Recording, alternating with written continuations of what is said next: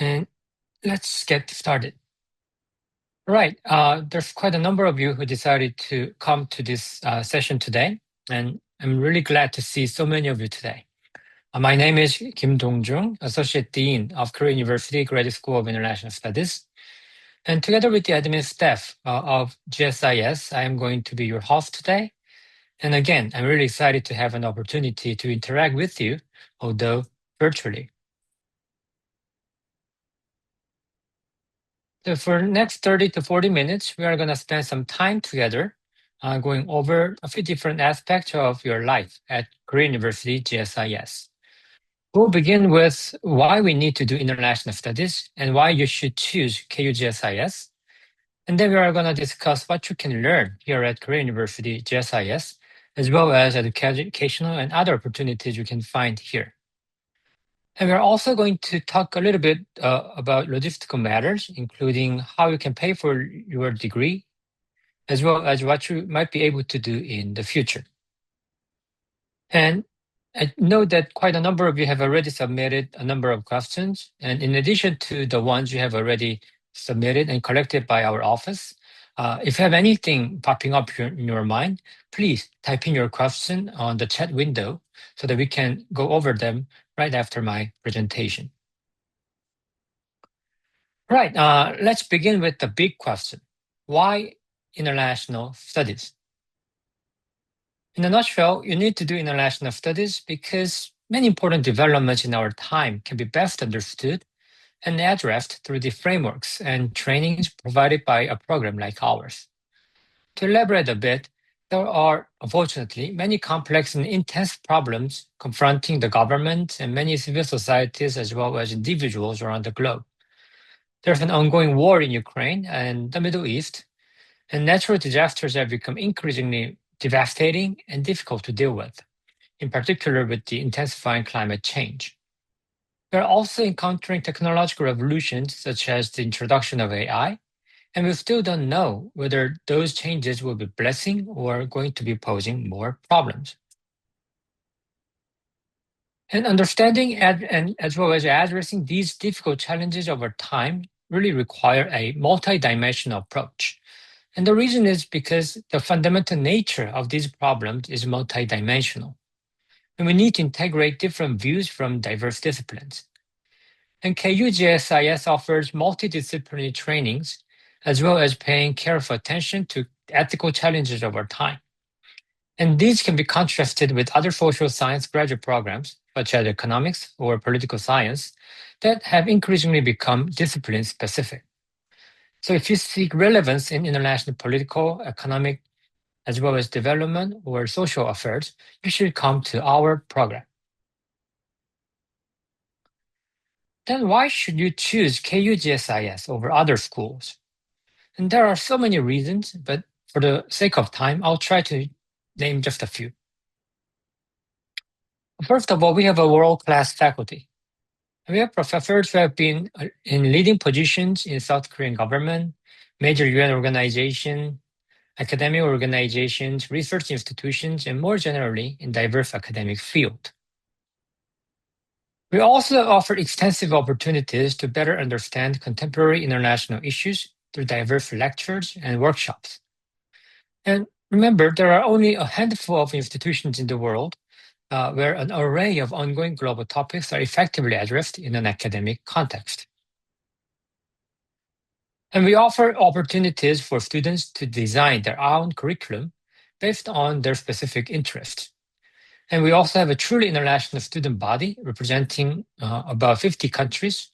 So we are really a pluralistic academic community. Then how does our program look like and what can you learn at KUGSIS? Basically, we offer MA programs in international commerce, international development and cooperation, international peace and security, area studies, and Korean studies, as well as PhD programs in international commerce, international relations, international development, and Korean studies. And you can definitely find much more detailed information on each of these programs on our website. And we also have special programs and dual degree as well as exchange programs that are designed to reinforce your academic endeavor while you are doing your study at KUGSIS. And we have a faculty who can meet diverse student demands. To begin with, we have faculty members who study diverse aspects of international finance, international commerce, international business, multilateral economic cooperation, global production network, economic development, and so forth. And those faculty members include Professors Kim Jong-ho, Oh Jung-hoon, Kang Moon-sung, Lee Dong-eun, Robert Rudolph, Park Do-won, Choi Woo-jin, and Ju Hyung-suk. In international peace and security, we are second to none in terms of our faculty composition, and we have Professor Seo Chang-rok, Kim Byung-gi, Lee Jae-seung, Han Jung-sun, Im Si-jung, Park San-kyung, Wang An-lan, as well as myself, who investigate important topics in major research areas of international politics and diverse practical questions of international affairs. And we also have faculty members who cover important topics of international development. So when you apply the framework of the Sustainable Development Goals, you can see that all our faculty members can be associated with one or more of the specific goals of the SDGs. So when you focus on the social sector of the SDGs, there are Professor Seo Chang-rok, Kang Gyu-won, Cos Potter, and Robert Rudolph who can work with you. And in economic matters, all professors of international commerce will be able to work with you. And the same will be the case in questions of peace and security. And in matters related with environment, we have Professors Jung So-yong, Lee Jae-seung, and Lee Seung-ho, who are leading research as well as application of academic knowledge to a real-world development. Last but not least, many of our faculty members also have area specialization, which means they offer courses and trainings on diverse regions of the world. On East Asia, Professors Han Jung-sun and Wang An-lan can provide you with important insights. And on Europe, we have Professors Kim Byung-gi and Lee Jae-seung. And on Korea, Professors Kim Eun-gi, Seo Do-won, Park San-kyung, and Lee So-hoon are our experts. In addition, we can visit our research centers such as Center for East Asian Studies and Jean Monnet EU Center if you're interested in doing area studies on those regions. And I know many of you are interested in majoring in international development and cooperation, so I'd like to emphasize that we offer quite a solid career path in case of IDC, but of course in other majors as well. So this is just an example. So give you an example of the career path by taking a master's degree in IDC. Well, first you can take number of courses and do other activities at KUGSIS, and through which you can acquire substantial theoretical knowledge. Then we encourage and help you to acquire more practical knowledge through diverse certificate programs as well as internship opportunities. And eventually, we help you become an expert in IDC with both theoretical and practical knowledge, and who will be ready to work in diverse public and private organizations, NGOs, and international organizations. So, for example, the South Korean representative to the UNHCR, the UN Human Rights Organization, or refugee-related organization, Ms. Kim Se-ryo is the person, and she is a graduate of our program and went through precisely this training when she was studying here at KUGSIS. Next, let me talk briefly about degree requirements. So for MA students, we offer both thesis and non-thesis tracks in each major to allow you to choose specialization through additional coursework or independent and faculty-guided thesis research. Okay, so you might be able to choose one of the two tracks, thesis or non-thesis.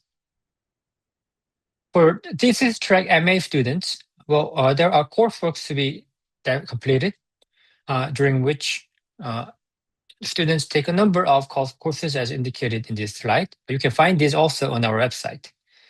Then, while they are doing their courseworks, students develop and write and eventually defend the thesis with the help of their advisors, usually by the end of their fourth semester. To elaborate a bit, students largely concentrate on doing coursework during their first and second semesters, but they choose their thesis advisor by their third semester, and they agree on a topic and work on that topic through the third semester, as well as the break in between the third and fourth semester. And in their fourth semester, students present and defend their thesis.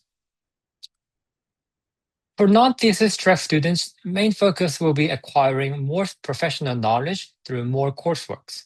So non-thesis track MA students are expected to take 2 more major elective courses in order to obtain an MA degree. For Korean studies majors, the framework is similar, but there are a few courses you need to take, including Korean language courses, in order to have an in-depth knowledge about Korea. So you can see this information at KUGSIS website anytime. And I think the information offered on our website is very, very detailed. So the same idea of the difference between MA thesis and non-thesis track apply to the Korean studies MA majors as well. And in case of PhD program, I'd like to emphasize that we recently went through a thorough reform of the program to facilitate completion of the degree. So you can closely coordinate with your selected advisor, both in terms of what courses to take, as well as what topics to investigate, and other administrative issues like the completion of comprehensive exam and the progress, including the presentation of your proposal throughout the time span you are studying here at KUGSIS. And also, we have decided to allow our PhD students to write a thesis, which is comprised of 3 essays, just like many other institutions around the world do. And some of those 3 essays can be published before graduation, and it counts toward your graduation requirement for a PhD program. So publish an article and use it as part of your PhD thesis, and then that's going to be acceptable.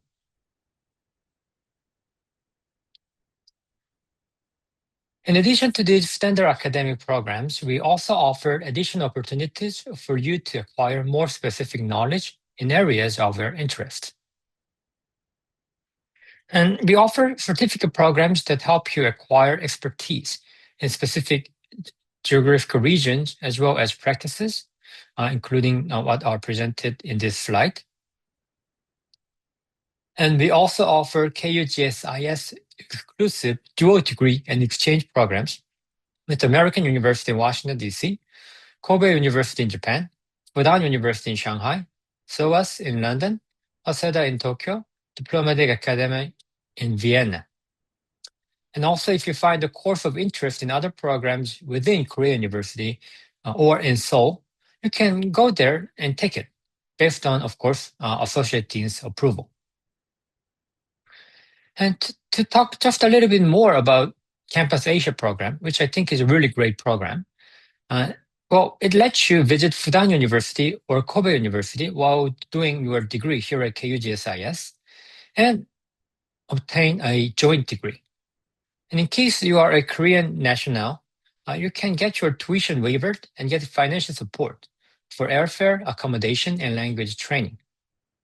And even for international students, I do know there are a number of supports provided to facilitate their study in one of the partner universities in Campus Asia program. It's also important to note that KUGSIS is running the BK21 program, a Global Conflict Resolution program, and it has been recently recognized by the Korean Ministry of Education as one of the best-run programs in the entire country. So as many of you might know already, BK21 is a governmental program to support and nurture graduate students in Korea and offers an array of financial support to graduate students.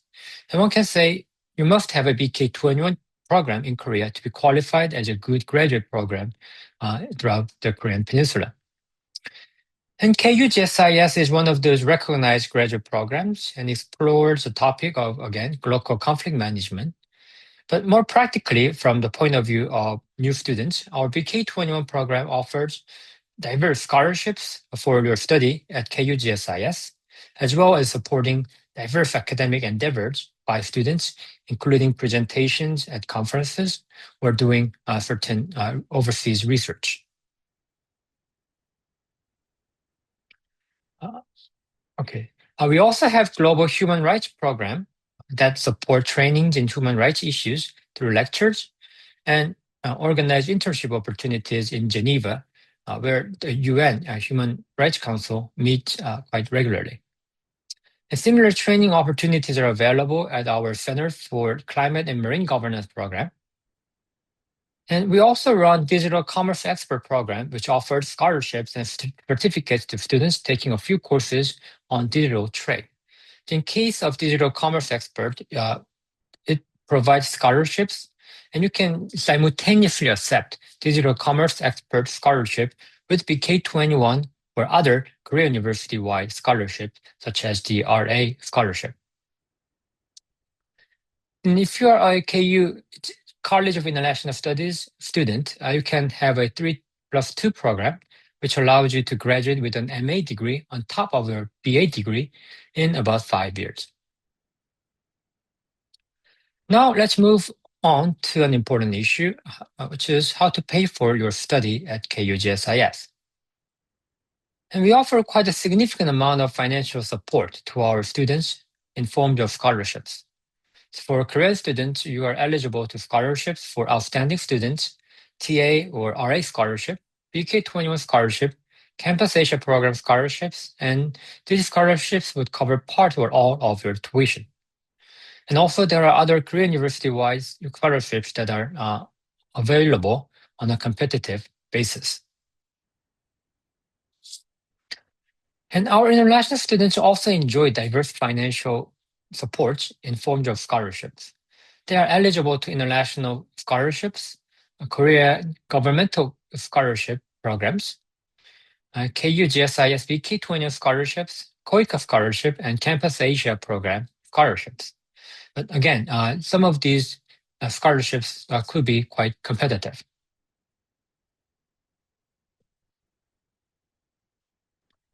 Okay, I think I've been talking too much quite already.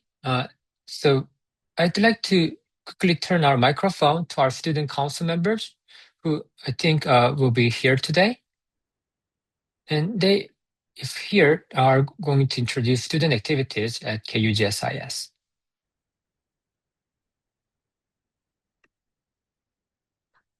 Okay. So thank you for taking your time to come to the open house today. We will be briefly talking about kind of what student life can look like.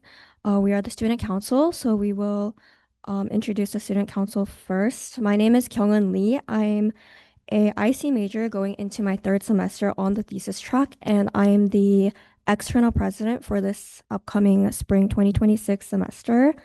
I was born and raised in the United States, but recently got my dual citizenship for Korea. And then Jeanne over here is the internal president. She is from France, IPS 3rd semester as well. I will hand over. Hi, good evening, morning, afternoon, wherever you are. As you can see, I am Kiara. I am this year's Director of Inter-GSIS Affairs. I am from Belgium, and I'm also in my 3rd semester. Then we have Tom on my left here. He is also IDC 3rd semester, Director of Student Affairs, from the Netherlands, and another individual role that we have in our student council is by Hyowon. She is our treasurer, so taking care of our money, IPS 3rd semester. Other individual roles are taken by, for example, Sophia. She's from the US, IPS 2nd semester, and she's the director of events. And we also have Naya, who is our director of communications. They are directors of teams. So the communication team consists of 4 people in total. We have Eugene, Nawar, Andrew, and Jasmine. And Sophia is our director of events, which concludes of Inbom, Omar, Gaan, and Juliette. So as the student council, our main goal for the students is, first of all, to convey important information. That could be university information or information at the level of just KUGSIS. With that, we offer probably one of the biggest support systems for students entering or enrolled students. So one of the examples is every week throughout the semester, we hold office hours where you can come in and ask for any questions or any problems that you're running into. These last 2 points here kind of run hand in hand together, where we build community on and off campus through hosting fun events, which we will go into more detail. So these are some of the events that we have hosted in the past. So essentially some events that you could be looking forward to here at GSIS in student life. So this spring 2026 coffee social was about 2 weeks ago at the start of the semester. We have one every semester. We had a really big turnaround. We play games. You are able to meet new people, new faces earlier on in the semester. Also, this fall 2025 MT was last semester. It was the first MT that we were successfully able to plan for within the past several years. We are excited to hopefully plan another MT. Other events, I think if you have done maybe some research about Korea University, you know about our legendary rivalry against Yonsei, which is our Koyeonjeon, where the two universities played out who's the best in some sports events, which is the stadium picture you can see there as well. Then on the top, where you see all of us rocking our merch, is for Ypsilanti, which is the music festival hosted by the cheerleaders at our university, where some really major idols come and perform.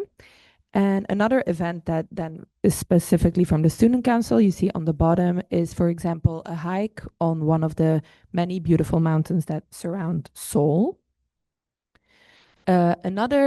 Some of our events, this picture on the left top is from our spring 2026 welcoming party. Every year there is a welcoming and end of semester party to either get to know some more people or to celebrate that the semester is over. This was 2 weeks ago as well. Then again, the picture with the merch is the Koyeonjeon cheering on these events to support our schools, support our groups, our teams.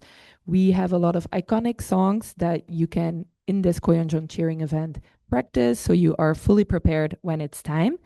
And don't be scared once you get in. Before school starts, our student council also organizes a campus tour to get to know the campus, to know where you need to go, and to already meet some lovely fellow students. That is everything we have for you guys today. We are hopefully looking forward to seeing some of you guys on campus. If you have any questions at all, feel free to reach out to the student council members. You can reach out through our Instagram DM or our email, which is listed here. Okay, I thank our student government friends for joining the session today. I'm sure we are getting closer to time to wrap up, but before I finish, I'd like to emphasize one more thing, which is postgraduate job opportunities. So in a recent survey of our students, we found that many of our students are doing quite well in terms of their job prospects. In the most recent survey, more than half of the respondents were employed in the positions they really wanted to and dreamed about working at. Many have found jobs in private sectors, NGOs, public institutions, international organizations, or academic institutions, and some of the cases are listed in this slide. So please note that we do help students advance their career wherever they eventually choose to work at. And also, Korea University is very well known for its alumni network. So we do try to keep connected. And whenever opportunities arise, we want to help each other. So we are different from any other graduate program you can find in Korea or elsewhere, not only in its academic excellence, but also in terms of human network and relationship. So to conclude, I'd like you to join our program and become part of a great tradition that engages with the global challenges of our time. And here's the timetable for your application. And you can also find the admission schedule right here, as well as on our website. And if you want to know more about us, you can, again, definitely visit our website and see what we have tried to explain in detail about every element of graduate study. And you can also get connected with us through these SNS websites. Or if you have any question, you can directly send an email to our admin office, to myself, or to our student government representatives, depending, of course, on the nature of the question. Okay, thanks for joining the session today. And now let's turn to the Q&A session. And if you have any question, well, please put your question in the chat window while I am going to go over the questions that some students have already submitted. So, some students asked when they need to make choice about supervisor if they are to pursue thesis track program. You can think about the third semester, the beginning of the third semester as the deadline for applying for your academic advisor. Oh, there's one question about PhD application. Well, I usually would like to suggest that if you're applying for a PhD program, whether to Korea University or anywhere in Korea or more generally anywhere in the world, you should contact the advisor. So PhD program is not a program designed to nurture a generalist, but it's designed to develop an expert of particular, very specific dimension of international affairs, in our case. And therefore, it requires, if there's a faculty member who is willing to work with you and who could be able to help your research advancement. So PhD students, you must contact the advisor. If you don't, it's very likely you are not going to be accepted. Okay, research project with your cohorts. Yes, you can definitely do that. But in case of doing independent research, well, I would be able to suggest that, in graduate school, it depends on your research interest and also your, devotion to conducting collaborated but independent research. So if you want to do that, you can find someone who would be interested in doing similar research. But again, graduate school is designed to help you become an expert of a particular topic. So there won't be someone who is organizing students to do research. You should go out and look that for yourself, by yourself.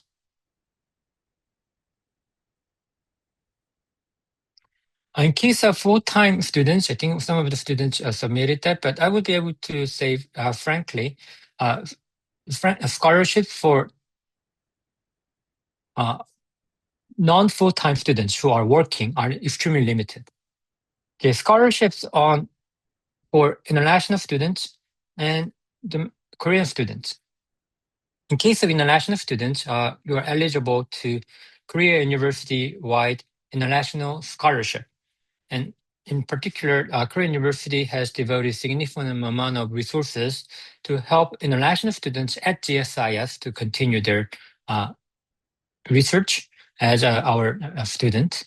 And also, international students are eligible for BK21 scholarship, as well as TA and RA scholarship. But I can say these scholarships tend to be competitive. I hope it answers the question on MA scholarship. In case, okay, I think the recommendation letter question is already answered.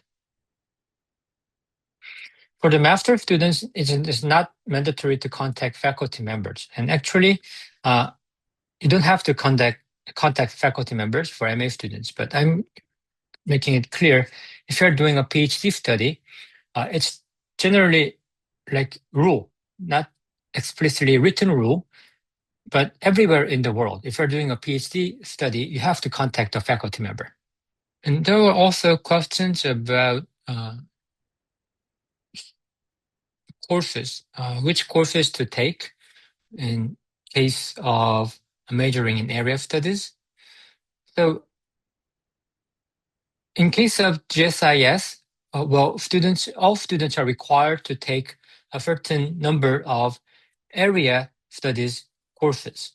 But I would like to suggest that, well, you do definitely have certain set of interests before joining the graduate school, but as you progress with your study, those interests might be changing, right? So keep your, thoughts open when you join the graduate program, even though, of course, it will be definitely helpful for you having some initial set of ideas about what you want to study at a graduate school.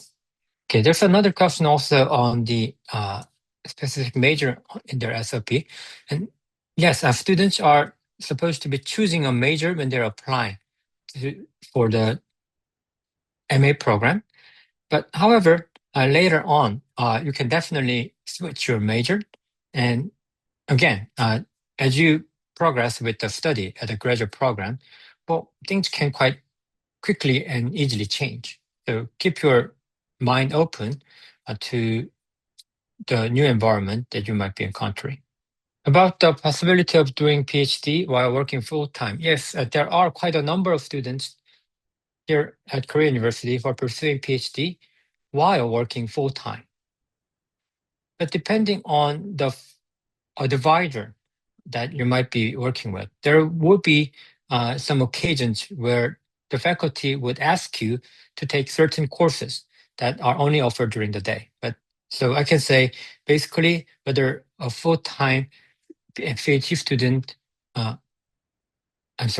working full-time non-full-time student can join the PhD program or not, it largely hinges on your relationship with the advisor, and it also depends on what you want to study.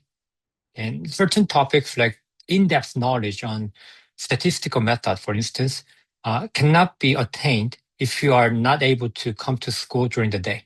Okay, in case of BK21 scholarship, well, once you got accepted, and among the students who got accepted, well, some students are offered with BK21 scholarship, okay?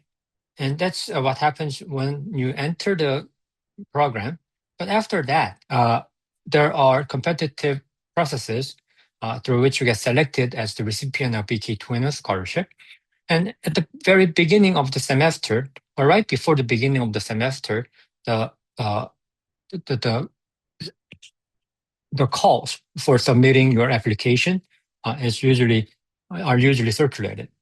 So when you are the first semester student, you are usually either offered BK21 scholarship, or there will be an opening where you can apply for the scholarship.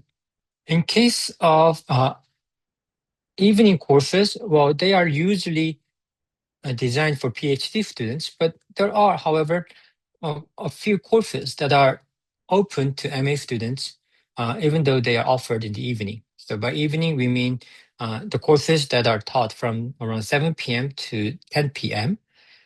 Some of those courses are open to MA students. In case of Latin American studies, we currently do not offer a course on Latin America, but you can take one or more of those courses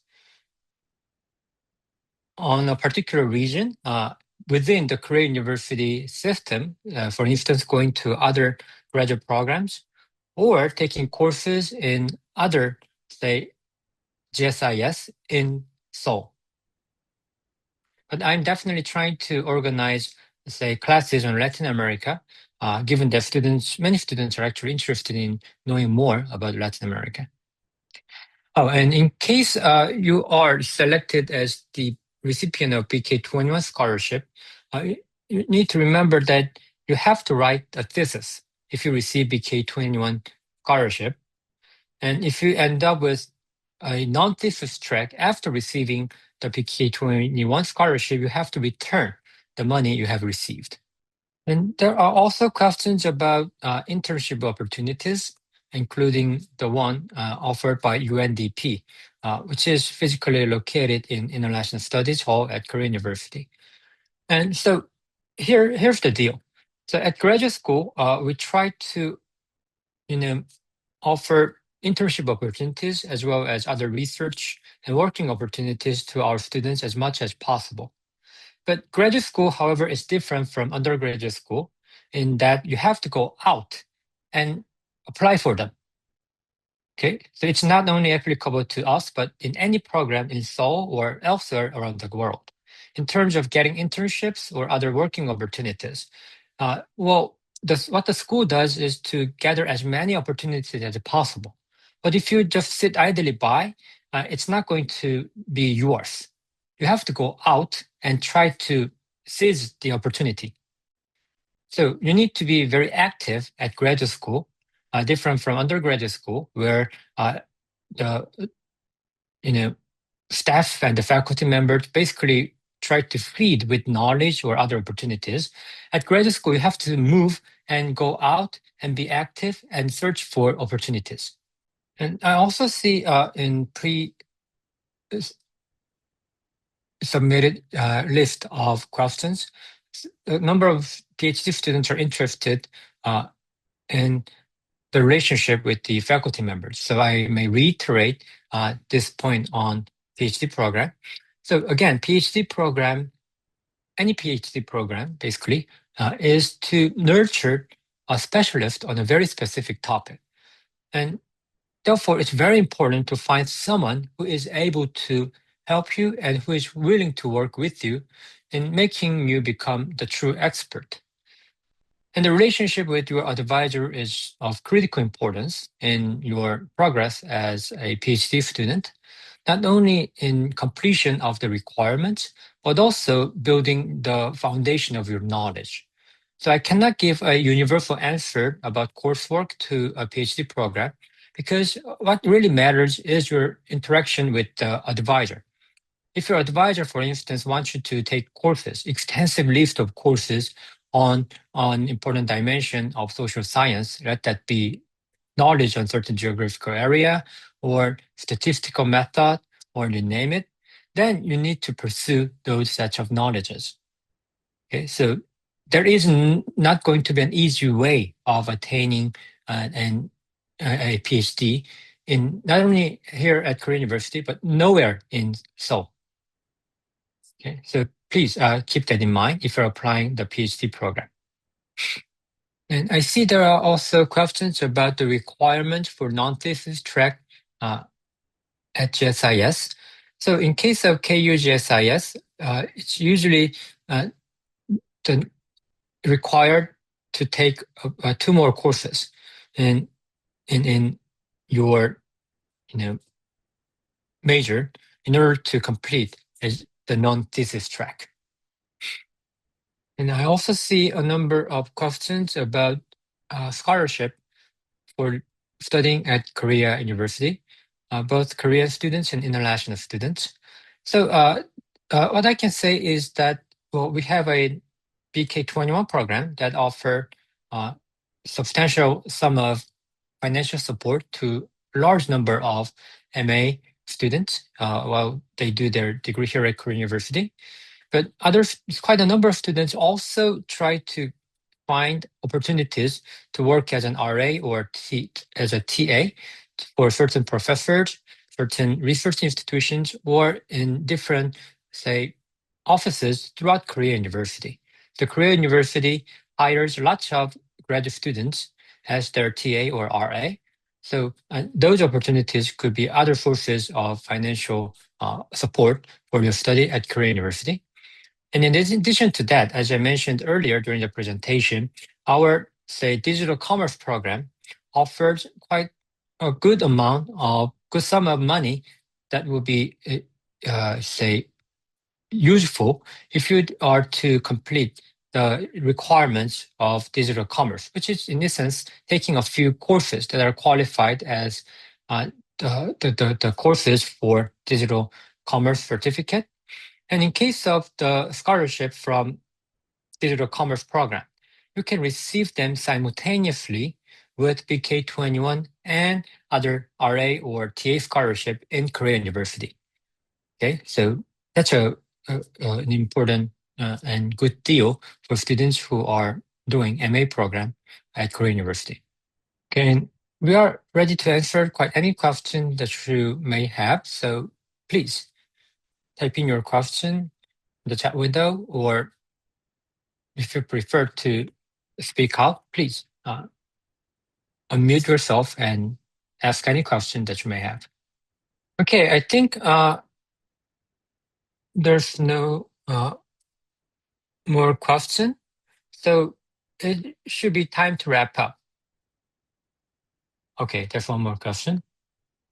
All right, there's one question about the sabbatical of the professor, and if you're and actually no one in our office is actually aware of a professor's schedule to leave for their sabbatical.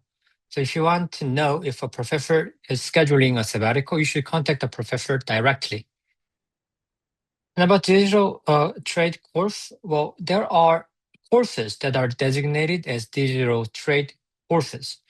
So I think you can have some idea about what that program is about, and also what are the courses counted toward your fulfillment of the certificate for digital trade on our website. And those are usually courses on international commerce, but that have significant, say, relevance to the digitalized nature of international commerce. Okay, and if you are to take some of those courses, you are automatically qualified as digital commerce. But of course, before you are taking those courses, you should apply for the certificate offered by digital commerce, which is going to be circulated at the very beginning of the semester. In case of international cooperation, well, again, if you are to choose between thesis track or non-thesis track, I would say it depends on your particular circumstances. For instance, if you are interested in having a substantial knowledge about a particular dimension of international development, then, well, you may pursue a thesis track, which would require a significant degree of independent research. But if you are more interested in doing so activities outside of the university while taking less time on doing independent research, then non-thesis track might be preferable. So it depends on your circumstances. Okay, in terms of the percentage of students receiving scholarship, I think our admin office can answer.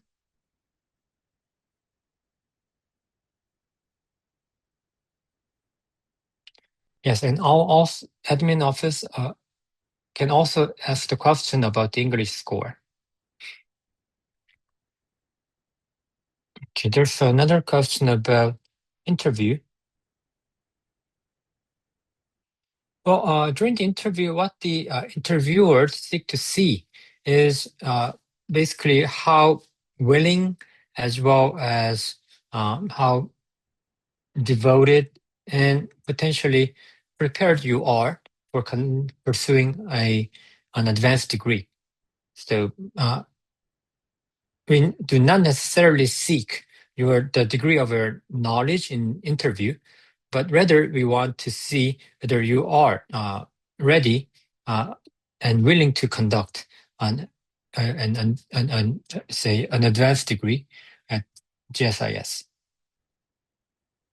Okay, before I wrap up, let me make one final call. If any questions, well, please upload your question here on the chat window or directly speak out. Okay, I think we're done for today.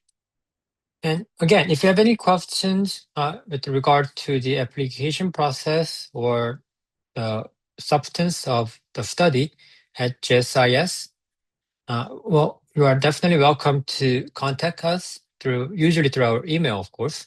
Well, depending on the nature of the question, you can contact either our admin office, myself, or our student representatives.